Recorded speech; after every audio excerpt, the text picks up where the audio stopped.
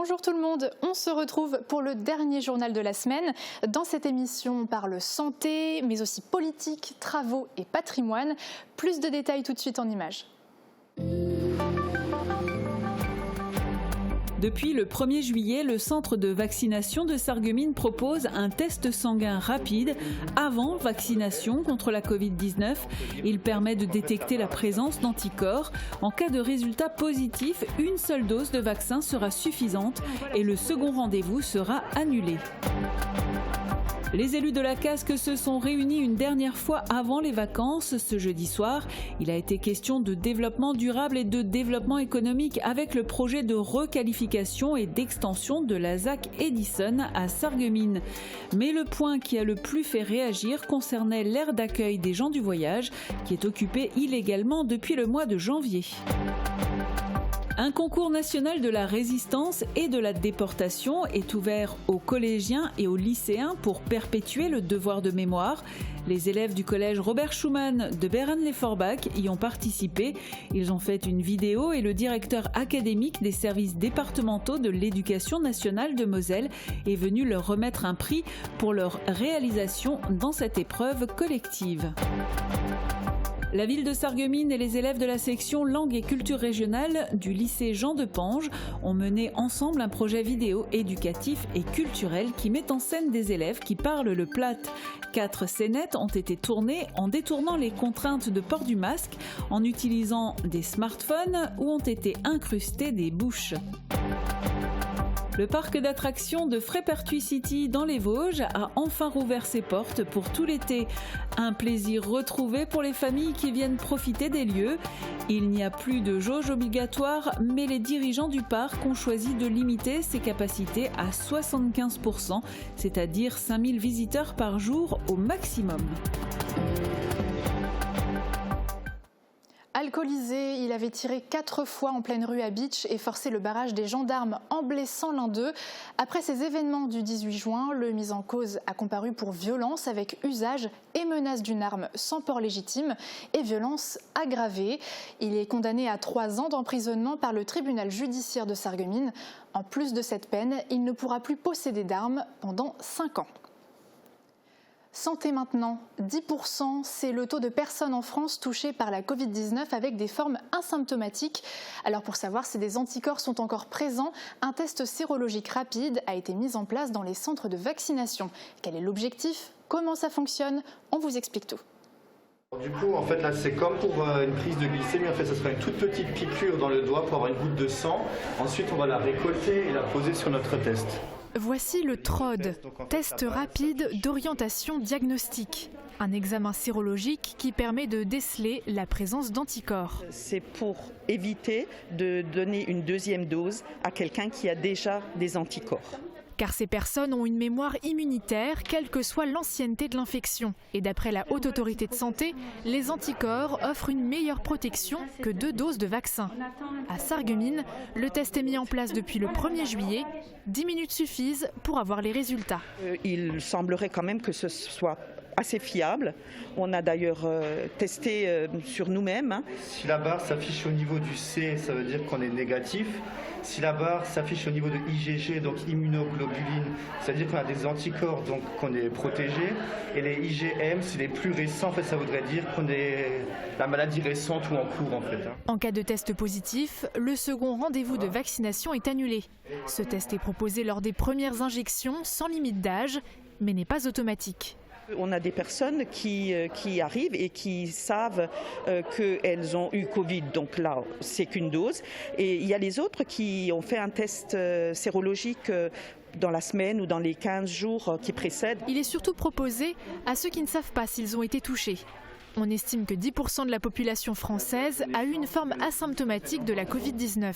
Le test sanguin rapide doit donc permettre d'économiser des doses et accélérer la campagne vaccinale. Voilà, on va laisser poser. Hier soir, les élus de la communauté d'agglomération Sarreguemines-Confluence ont retrouvé leur salle du Conseil au château de la Casque après plusieurs mois de séances délocalisées au W à Vousvillers en raison des contraintes sanitaires. La séance avait un avant-goût d'été, mais avant de terminer par un barbecue, les conseillers ont planché sur les dossiers en cours. Retour en images. Le cheval de bataille de la Casque, c'est le développement économique. Les élus de la communauté d'agglomération Sarreguemines-Confluence ont réaffirmé l'intérêt général du projet de requalification et d'extension de la ZAC Edison à Sarreguemines. 7,5 hectares supplémentaires, mais en requalifiant l'existant sans ouvrir de nouvelles parcelles à l'urbanisation. Cela comprend le secteur de l'ancien Conforama. L'agglo va solliciter le préfet pour la déclaration d'utilité publique. Sur l'Europole 2, la Casque tourne tous ses espoirs vers Rexsolar qui devrait implanter une usine de fabrication de panneaux photovoltaïques. La décision finale du groupe a été reportée, mais pas de quoi inquiéter le président de la Casque qui se dit confiant au vu des accords trouvés par Rexsolar pour des financements d'État et potentiellement des financements européens. Dans la prolongation de l'enquête publique qui s'est déroulée du 2 juin au 5 juillet, la communauté d'agglo devait elle aussi prendre position. Notre avis, évidemment, ne peut être que positif et c'est celui qu'on vous propose. L'aventure de l'hydrogène se poursuit sur le territoire de la Casque. La station Fayence, première station hydrogène européenne ouverte au public en 2014, va être confiée à Moby, une filiale d'une PME familiale vosgienne spécialisée dans les énergies vertes.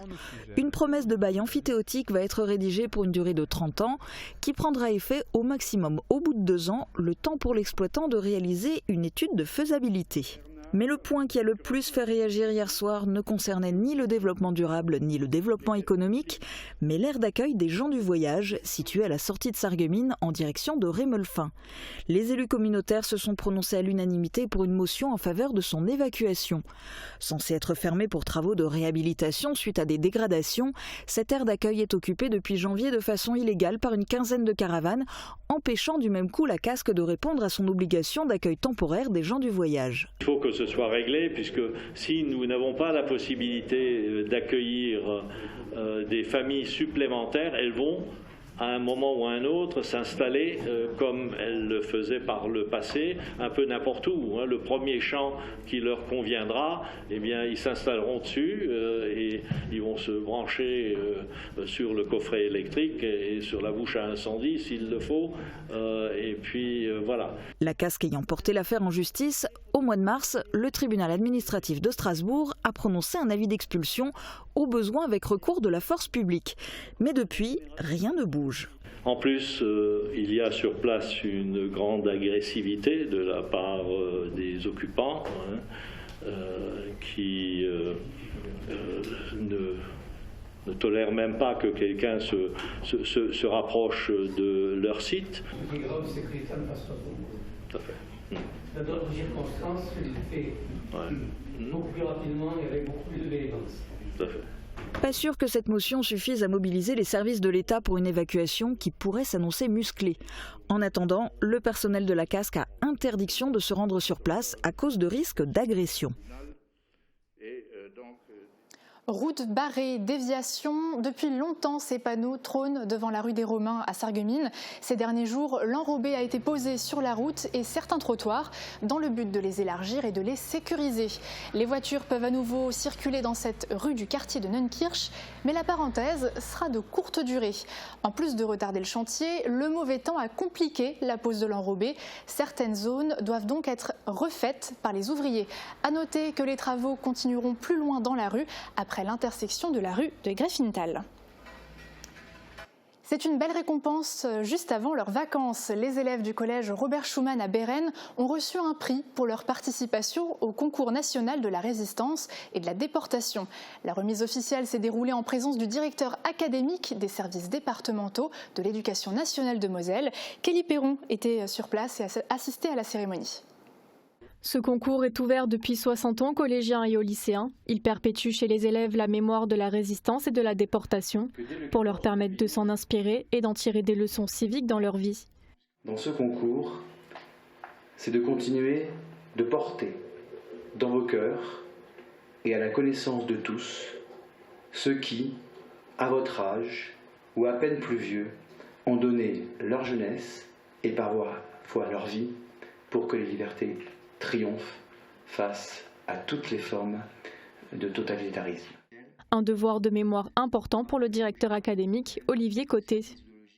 Le concours national de la résistance et la déportation est un concours particulièrement important pour l'éducation nationale. Il a été créé pour perpétuer le devoir de mémoire, perpétuer, je vais dire, l'histoire un peu tragique de notre pays, même très tragique de notre pays et même du département de la Moselle. Et chaque année, les élèves travaillent sur ce concours qui est un concours qui concerne les collégiens, mais également les lycéens, dans des épreuves qui sont un peu particulières. C'est-à-dire il y a une épreuve collective et là aujourd'hui nous sommes au collège Robert Schuman de Beren-et-Forbach pour récompenser une classe qui a obtenu un prix dans l'épreuve collective et il y a également une épreuve individuelle qui concerne aussi des collégiens et des lycéens et certains du département de la Moselle ont été, j'allais dire, ont obtenu des résultats très très bons au niveau académique et au niveau national. C'est à l'initiative de leur professeur d'histoire que les élèves du collège Robert Schuman se sont lancés dans le concours avec pour objectif de leur faire comprendre l'acte de résistance. On savait que ce serait un travail de longue haleine, une préparation sur une année, d'abord rythmé par un témoignage avec le contact et la rencontre avec un résistant, donc un moment très fort qui a permis aux élèves de comprendre ce que c'était que l'acte de résister.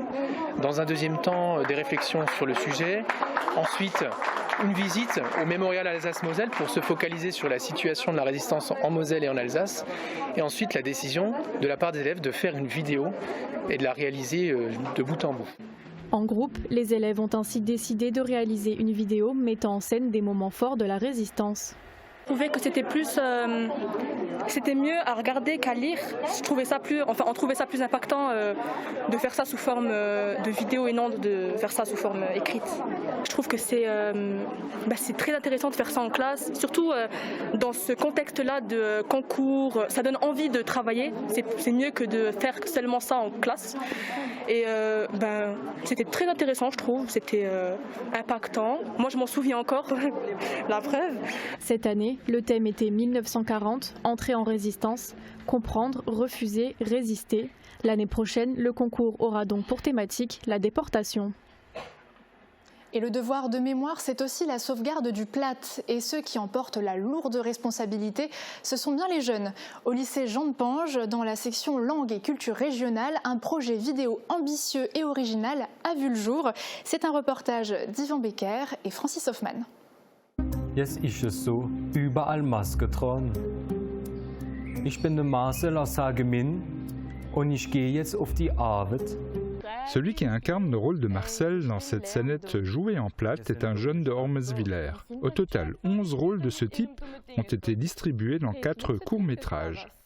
Aber in der Stadt sind viele Aktivitäten, die man nicht auf dem Land findet, wie zum Beispiel das Museum oder das Theater.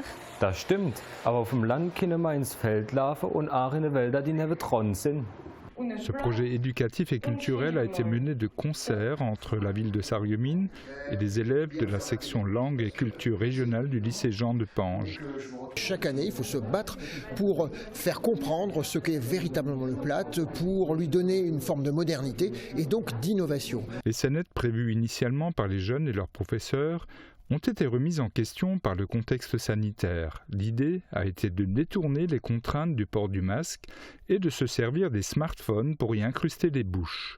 Cette solution a permis de sauver le projet et les vidéos se trouvent dotées d'une originalité et d'une approche artistique très réussie. Aujourd'hui, on veut protéger les grenouilles, les batraciens, les insectes, que sais-je. Et bien finalement, le Platt, de la même manière, il faut qu'on le protège.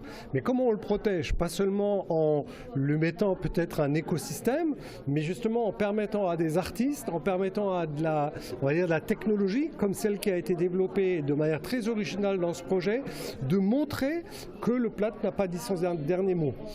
Oh, das ist aber sehr schön. Le Platt n'a pas dit son dernier mot, mais il passera par le rôle que joueront les jeunes.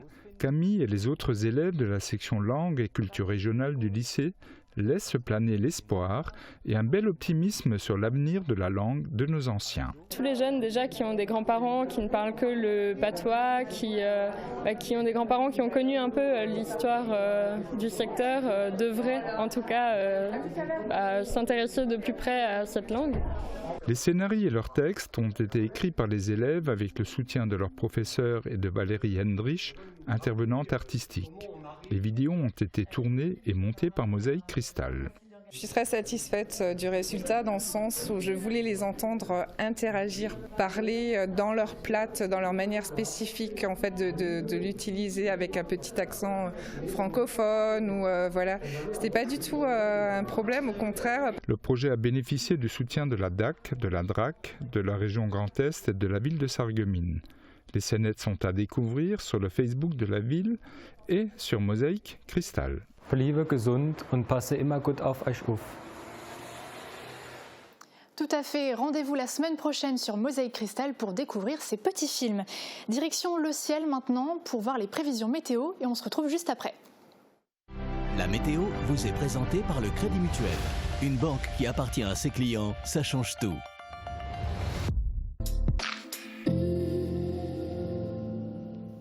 Bonjour à tous, demain samedi, la journée sera marquée par de belles éclaircies. Mais attendez-vous à des averses orageuses en soirée, les températures s'échelonneront de 12 à 22 degrés. Demain samedi 10 juillet, nous fêterons les Ulric. Le soleil se lèvera à 5h37 pour se coucher à 21h30. Excellente journée à tous. Merci d'avoir suivi la météo avec le Crédit Mutuel. Une banque qui appartient à ses clients, ça change tout. Découvrez la deuxième édition de la Summerfest tout au long de l'été à Sarreguemines. Au programme, des animations estivales, de nombreux spectacles d'art de rue, de théâtre, cirque, déambulations, mais aussi des activités en présence d'associations locales. Sans oublier vos commerçants et restaurateurs de proximité. De nombreux produits sont à découvrir sur le périmètre de la Summerfest. De l'hôtel de ville à la place du marché. En exclusivité cette année, vivez le grand festival d'orgue de Barbarie en clôture d'événements. Retrouvez les infos sur sarreguemines.fr. Que l'on soit senior ou jeune actif, lorsqu'on vit seul ou que l'on travaille seul, on aime se sentir en sécurité. Avec les produits de téléassistance Tunstall Vitaris, optez pour la sécurité partout et tout le temps. Nouveau, en ce moment, découvrez la montre 580 géolocalisable et le bouton SOS mobile à emporter partout avec vous. À retrouver chez votre spécialiste de l'accompagnement à la personne AVS Médical à Sarreguemines et à Morsbach. AVS Santé, notre métier, vous accompagner. À peine de retour sur le plateau, on part en balade au cœur de l'histoire et je vous propose de remonter jusqu'à l'âge de bronze. Direction le parc archéologique européen de Bliesbruck-Rheinheim, vue d'en haut.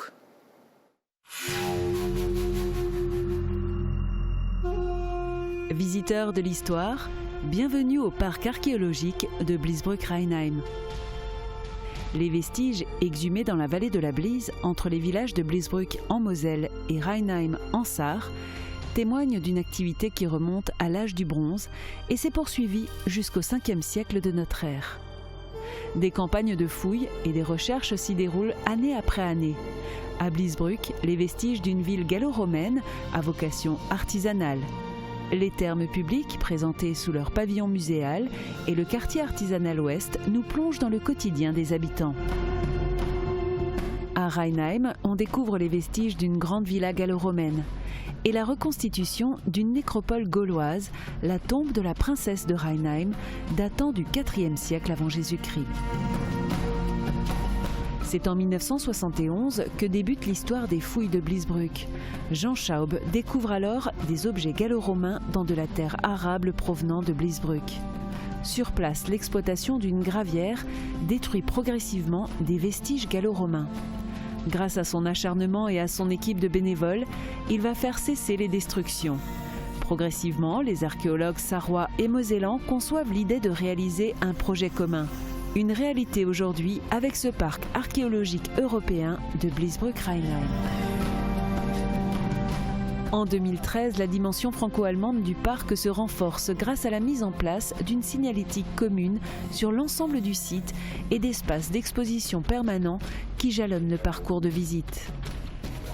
Un parc qui constitue aujourd'hui un pôle scientifique et culturel remarquable, en plus d'un lieu de rencontre sur la frontière, ouvert et accessible à tous. Et en parlant parlant d'accessibilité, le parc d'attractions de Frépertuis City a rouvert ses portes samedi pour tout l'été. Plus de jauge obligatoire, mais une limite d'accueil du public à 75% et un protocole sanitaire allégé. Objectif, atteindre les 200 000 visiteurs pour redresser la barre, car le parc a vu son chiffre d'affaires divisé par 2 l'an dernier. 16 salariés permanents y travaillent, renforcés par 350 emplois saisonniers. Reportage. Arrivée en gare imminente pour les passagers du train express de Frépertuis City.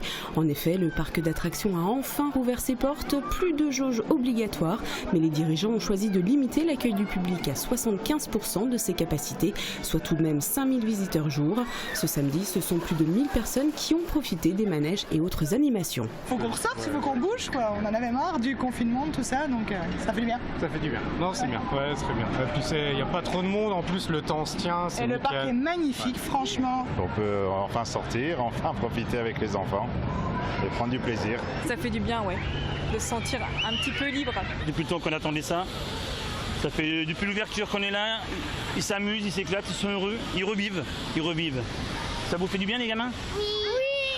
Seule contrainte pour les visiteurs, les réservations qui sont désormais obligatoires. La billetterie s'effectue uniquement sur Internet. Les mesures sanitaires ont-elles été assouplies ? Le port du masque ne reste obligatoire que dans les lieux clos et les files d'attente. Il y a du gel à disposition, on a les masques, les distanciations sociales sont respectées, donc non. On prend plaisir justement avec les petits lots. On s'est dit que si c'était ouvert, c'est que c'était sécurisé, donc aucune crainte. Donc vous profitez à fond ? À fond. Frépertuis City, ce sont 16 salariés permanents et 350 emplois saisonniers. En 2020, avec la crise, le parc a dû faire face à d'importantes pertes financières. Le chiffre d'affaires a été divisé par 2, atteignant 4 millions d'euros. Objectif pour cette année, accueillir au minimum 200 000 visiteurs pour redresser la barre. Un nouveau défi pour les dirigeants qui restent confiants.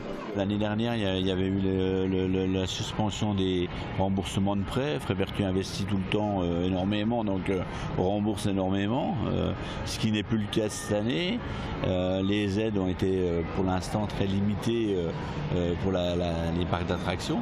Le PGE c'est bien, mais ça reste un emprunt et il ne faut pas se rater pour pouvoir continuer à faire fonctionner des attractions. Et la cerise sur le gâteau serait de pouvoir justement penser à l'après-Covid, parce qu'il y aura un après-Covid, et donc à de nouveaux investissements. Le site touristique payant le plus visité des Vosges est ouvert tous les jours en juillet et août, ainsi que tous les week-ends de septembre. Cette semaine, les jeunes ont été mis à l'honneur, alors à travers des projets scolaires, mais surtout avec les résultats du bac. Dans l'actualité, on n'oublie pas la culture, le patrimoine et le sport. Retour en images.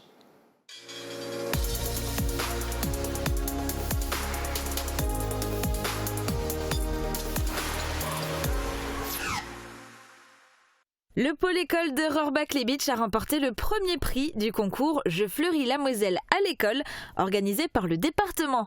Les élèves de la classe Ulysse ont imaginé un jardin partagé situé derrière leur école. Ils ont dessiné les plans et choisi les emplacements et leur contenu. Mais l'ensemble du pôle école y vient régulièrement. Grâce à cette première place, ils ont reçu un diplôme et du matériel de jardinage d'une valeur de 450 €. Pierrette Jagère et Charles Resslinger exposent leurs œuvres Rêves de couleurs à partir de ce vendredi matin et jusqu'à lundi soir à l'hôtel de ville de Sarreguemines. Les deux artistes ont choisi le thème des couleurs pour conjurer avec la monotonie ambiante et inviter à la rêverie avec des peintures fleuries et gaies. La commune de Goetz-en-Bruck fête ses 300 ans d'existence. Une exposition retraçant l'histoire du village a été inaugurée ce samedi au centre culturel et sportif. Elle sera visible jusqu'au 1er août. 24 panneaux illustrés ont été mis en place par la Chale. On y trouve également des pièces prêtées par le musée de Meisenthal, des timbres commémoratifs et une boule inédite en hommage à la boule de Meisenthal. L'église Saint-Pierre de Rimelin dévoile enfin son nouveau visage. Après 18 mois de travaux de restauration, l'inauguration s'est déroulée ce dimanche en présence des élus. Après la visite de l'édifice, une messe a été célébrée par Monseigneur Laglaise, évêque de Metz, qui a fait le déplacement pour l'occasion. Après 38 mois de travaux avec une transformation impressionnante du site verrier de Meisenthal, la halle verrière, le CIAV et la boutique sont ouverts. Un tout nouveau parcours de visite a été mis en place. L'accueil est aujourd'hui commun à l'ensemble du site et la boutique est installée dans les anciens ateliers de gravure à l'acide de la verrerie. L'athlète Jan Schrub vient de signer un contrat de sponsoring avec l'enseigne Intermarché. Le jeune coureur pourra ainsi s'entraîner sereinement et effectuer des stages à l'étranger en se consacrant en priorité au sport et progresser sans se soucier de l'aspect financier des déplacements de son équipe. Son rêve, participer aux JO de Paris en 2024. Le golf de Sarreguemines accueillait pour la deuxième fois le tournoi caritatif Ursa Farm ce week-end. 120 joueurs ont foulé le green à cette occasion. Avec 125 € d'inscription, les organisateurs espèrent reverser la somme à 2 associations. La première est l'organisme KIO, qui œuvre pour les enfants transplantés et leurs familles. La seconde aide les enfants malades du cancer. Les résultats du baccalauréat 2021 sont tombés ce mardi 6 juillet. Dans les lycées de notre arrondissement, les taux de réussite sont très bons et même excellents, puisqu'à Sainte-Chrétienne-la-Salle, pour la 2e année consécutive, les élèves obtiennent 100% de réussite à l'issue du premier groupe. Les Red Dragons quittent Saint-Avold, le club handi-basket dont le président est Pietro Lambroni va fusionner avec Metz Handisport. Le rapprochement entre les deux équipes sera officiel à la fin du mois d'août et les Red Dragons auront enfin un statut de joueur professionnel. Le festival itinérant Il était une fois est de retour au Pays de Bitche pour sa 16e édition. Il a été inauguré ce dimanche sur la scène de la salle socioculturelle de Goetz-en-Bruck avec un spectacle des frères Jacquard intitulé Still Loving the Sud. Le prochain rendez-vous est prévu samedi 10 juillet à Rohrbach-les-Bitches. Tu as eu ton bac aujourd'hui ? Oui, j'ai eu mon bac avec la mention très bien. Du coup, tu es contente ? Oui, je suis très contente. Et alors, c'était quel type de bac ? C'était un bac type ES, donc j'avais les SP géopolitique et SES, avec l'option droit, parce que je veux faire du droit plus tard, enfin en septembre. Ce diagnostic est un outil de démocratie participative qui laisse la parole aux habitants. Présents ce matin-là, des membres du Conseil citoyen, différentes associations, des agents de la ville et de l'agglomération, ainsi que les gendarmes et les pompiers de Bérennes. L'idée est de créer une synergie avec des groupes hétérogènes pour réfléchir sur 3 thématiques. La nature et les espaces verts, les déchets et la propreté, l'incivilité et la sécurité. Une grande tradition pour le parc Explore Vendel, celle de participer à la nuit européenne des musées. Avec une réservation au préalable, près de 350 personnes ont eu l'occasion de découvrir le patrimoine minier au seul éclairage d'une lampe de poche. Une configuration originale avec des groupes réduits de visiteurs, l'ensemble des guides était sollicité pour optimiser les conditions de visite. Ce concours est ouvert depuis 60 ans aux collégiens et aux lycéens. Il perpétue chez les élèves la mémoire de la résistance et de la déportation pour leur permettre de s'en inspirer et d'en tirer des leçons civiques dans leur vie. Un devoir de mémoire important pour le directeur académique Olivier Côté. Élus pour 2 ans, ces 35 élèves de CM1 et de CM2 ont réalisé déjà plusieurs actions. On a décidé d'agir pour lutter contre l'isolement des personnes âgées dans les écoles et les maisons de retraite. Pour mener à bien leur projet, plusieurs commissions ont été organisées. Piano, guitare, batterie, le conservatoire de Frémin-Merlebach propose un large panel d'instruments et également de la danse dans son établissement. Les inscriptions sont ouvertes et restent possibles toute l'année en fonction des places disponibles, à l'exception des cours collectifs. Les tarifs sont indiqués sur le site internet du conservatoire. Prompteur, cabine speak, réunion de rédaction, non plus de secret pour ces élèves qui ont visité activement nos studios. C'est avec enthousiasme que les jeunes ont participé à cet atelier autour du fonctionnement d'une chaîne de télévision. Organisé dans le cadre d'un partenariat entre le lycée Blaise Pascal de Forbach, l'ASPH et TV8, cet atelier s'inscrit dans un projet plus large d'éducation aux médias. Cap sur les nationales. Julie, 10 ans, et Émilie, 12 ans, ne vont pas s'arrêter en si bon chemin. Après un premier passage en finale en 2019, l'édition 2020 n'ayant pas pu avoir lieu à cause de la crise sanitaire, c'est en 2021 qu'elle remporte la Coupe des régionales, la plus haute distinction du concours.